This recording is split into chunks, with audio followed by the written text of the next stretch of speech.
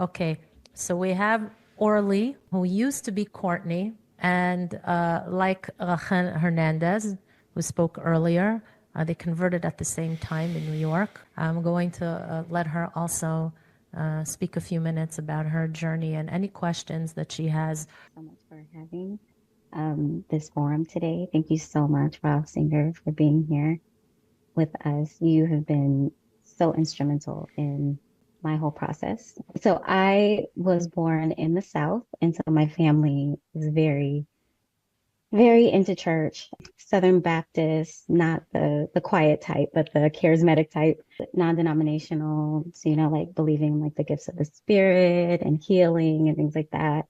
And so I remember stories of me being in the nursery when I was 6 months old, like born in the church, spent all of my time in the church. So it's a huge part of my family. As a child, I didn't really like going to church. I thought reading the Bible was boring. But I knew, like I believed in God. And so as I got older, I felt like I was trying to forge my own relationship with God, not just being something that my family did or was a part of our traditional culture, but became my own thing. And so I ended up going to the same ministry that Raquel went to.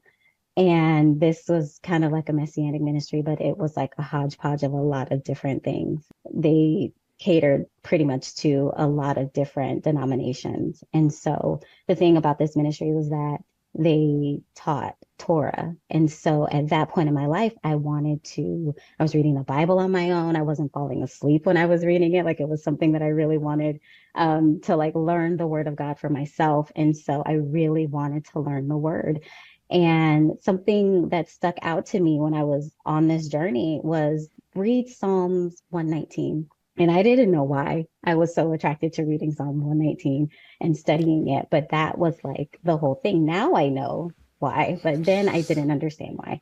And so I started taking like these Torah classes, and like Rahel said, we had like this friend group with that during COVID. We're learning Torah together, and we all were into like the performing arts. Like we sang, we did plays and things like that together. And so that was like our connection of like, how do we take the word of God and like present it, using the performing arts so that we can go out and like preach the true word of God through the performing arts. So that was our connection as a group. But then we were studying what we thought was Torah. And so in that ministry, like Tova said, with her, I felt like I'm getting all of this information. I'm learning all of these things. I need to do something with it. I need to serve. I need to give my life towards, this because it's so good. I need to be able to give back. And so serving in the ministry, the pastor at the time, I was her driver. As I'm driving her, she would be listening to Torah Anytime lectures. And one person that she would listen to a lot was Rebbitzin Esther Youngrice. And so we'd be listening to her lectures. And she also recommended her book, Life is a Test to Me. And so I read that book, and instantly her description of Shabbat in that book, it just jumped out at me. And I'm like, what is this? Why am I not like observing it? Like I need to do this. And so I ended up reading Life is a Test. And then her other book is The Committed Life. I read that one, and just the descriptions that she gave of, just her stories about a Torah observant life, and Shabbat was the thing that just stuck out to me.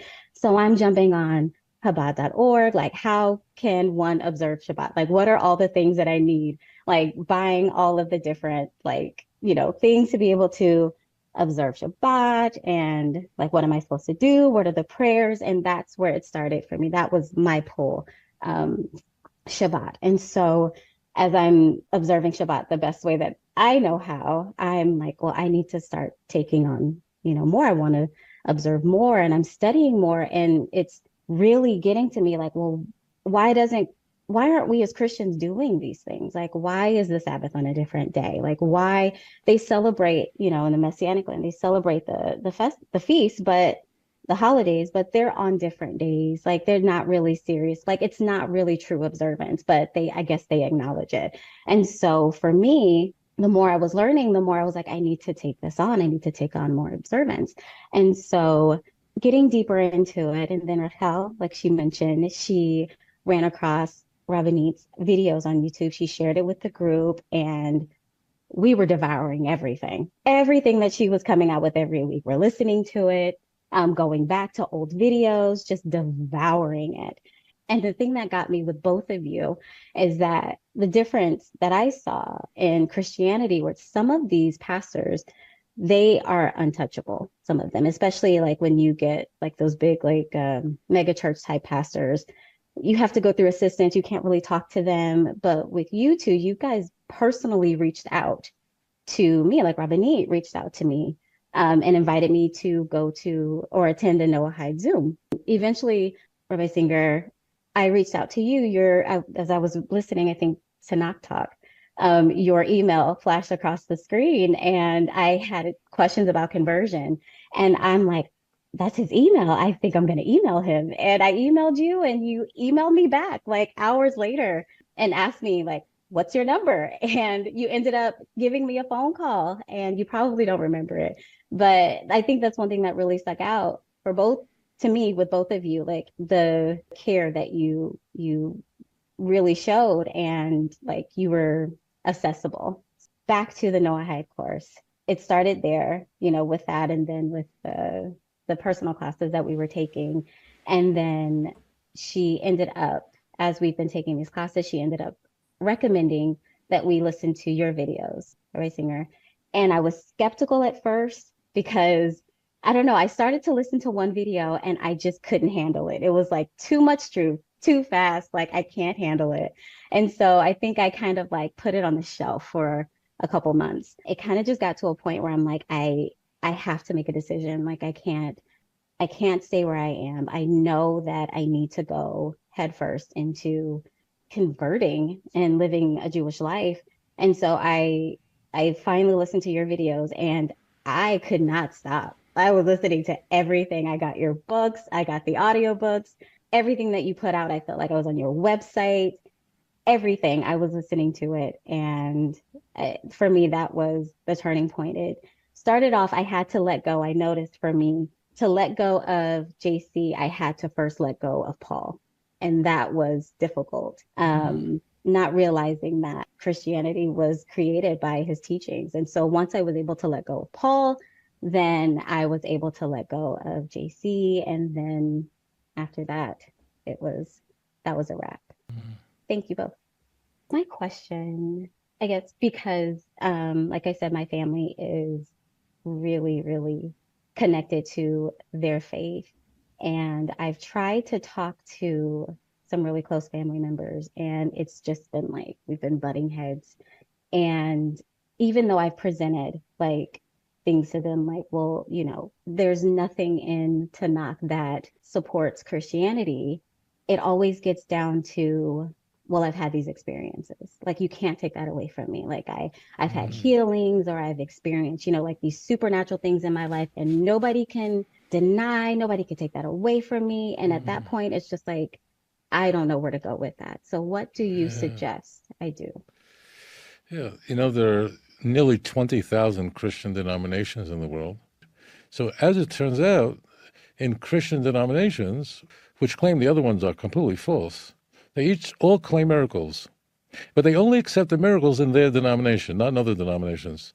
So the Catholic Church accepts only the miracles that happen in their denomination. There are many Christian denominations that think that the charismatic church, the Pentecostal church that you came from, which was only invented about 100 years ago in a Kojic church in California, there are many people who think that if you don't belong to a Pentecostal church, a charismatic church, then you're not really saved. And there are many people who feel that the Pentecostal church is complete lunacy, and all these gifts of the Spirit have ceased.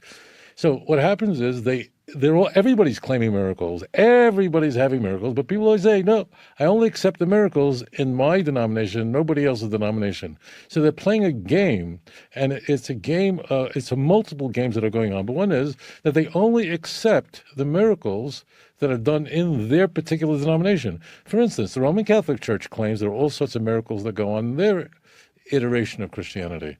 So why don't these Protestants join the Roman Catholic Church? You know how many miracles the Roman Catholic? Every saint has to demonstrate that they performed a miracle. Demonstrate it. So why didn't everyone become Catholic? Because they don't accept that. And then how come the Mormon Church, they claim miracles too? So it's really a game. Another game that's played, frankly, is that people pray over people who are sick. And what happens is that when they pray over people who are sick, what they do is they eliminate failures. So there's terrible forms of cancer out there, with only 5% survive. 5% of people survive. Shem Yirachem, it's very dangerous. But what happens is, so if they pray over someone that died, so it's God's will, it's his mystery. But if the person survives, it's a miracle. So what they do is they eliminate, it's called canceling failures. It's just a mind game. It's just playing with people. You eliminate all the failures. 1 in 20 people who get this, who catch a cold, recover. This proves, so it only proves it if it's in my denomination and it's a success story. If it's someone in the other denomination, it's an act of Satan. It's demonic. It's not real. It's fake. It's chicanery. The whole thing is a carnival. It really is. And my heart goes out to Christians because not the leaders. I'm not impressed with Christian leaders. It's not that I've never been, but generally I'm not. But the followers, the parishioners, generally, in my experience, are very sincere people. But it's a game where only the miracles that are done. What about all the miracles that Hindus claim? What about the Orthodox Church? You know what goes on? How much idolatry is in the Orthodox Church with icons everywhere, and the Catholic Church, statues everywhere, and statues, people are praying to statues and praying through statues and all kinds of relics and miracles. But the Torah says it's completely forbidden. You know, you wouldn't believe this, Rebbetzin, in the Sinai Peninsula, at Mount Sinai, where many believe is the original Mount Sinai. There's a question of if it really is or isn't. But the Orthodox Church has an old church they're called St. Catherine's. And it's at the foot of Mount Sinai. If you drive from Israel to Africa, which you can by driving under the Suez Canal, you pass it. And it's mind-blowing. There's a church there full of idols all over the place at the foot of what they think is Mount Sinai, where God said you should have no graven images. Mind-blowing. So in truth, the normal way to address this question is that there are people, Muslims, who believe that there are tremendous miracles done through Islam at the Kaaba, healings when they go on a Hajj. How do you explain that? So, what they're saying is if X is true, Y must be true. How come there are people who don't believe in the gifts? Many of these Pentecostals or Charismatics, many of them believe that the Roman Catholic Church, that the Pope is the Antichrist, the Roman Catholic Church is the whore of Babylon, spoken in Revelation. But they're doing miracles too. Everybody's claiming miracles. But the miracles always happen somewhere else. You ever notice that? The miracle in the Congo, somewhere, someone rose from the dead. How come it doesn't happen by me? The Gemara says, if you want to lie, make sure that your witnesses are very far away. So Paul was able to tell the people in Corinth, 500 people witnessed Jesus. What are they going to do? Get on a plane and check it out? They can't. So it's a scam. For good people, sweet people. I've come to really care about these Christians. They're sweet, sweet people, but they really are not stopping and using the critical thing. Why do you reject the Church of the Latter-day Saints? Because it's not consistent with the New Testament. I grant it, but how come they can do miracles? No, it's not consistent. So then, why do you accept Christianity? It's not consistent with the Torah. No one could die for somebody's sins. Exodus 24. You see, different. It makes me feel good. The truth is, I love Jesus. This is the real truth. And if someone wants to think otherwise, they're mistaken. I don't want to go to hell. People are terrified of dying because people think of dying as basically you're at a party. And then in the middle of the party, you get tapped on the shoulder and told that you have to leave. Worse, the party goes on without you. It's a nightmare. If everyone else would die with me, it wouldn't be so bad. But everyone else stays at the party, and I've got to leave the party. I don't want to leave the party. So you get to come back if you're a Christian because it's unfalsifiable. That's why all false religions claim it. Now, it's not that there isn't heaven and hell in Tanakh. It really is there. Tchias HaMesim is openly in Tanakh, but it's not in a threat. Read Leviticus 26, Deuteronomy 28, the blessings and the curses. There's not one threat of hell and heaven, and it's a very effective threat. It's not that it wouldn't work. It's just you can't test it. The Torah says, let me explain to you what's going to happen. You turn away from me, you're going to go to battle, and you're going to lose. And if you're loyal to me, then one will chase 1,000. Who would make such a prediction? You won't find that in the Christian Bible because the fake gods can't control history and can't control the weather. So, but you have to be, with family, it's all different. the rules have changed. I don't know what your relationship is like with the people you love, your family. I don't know. There usually is some tension that arises. My view is to try to heal tension first. This is without knowing anything. Try to just have a good relationship, and then slowly, carefully answer their questions rather than initiate. No one likes aggressive people. I don't like aggressive people. I try to. That's what I would say. But it's very hard with family, because a family is, you're rejecting us.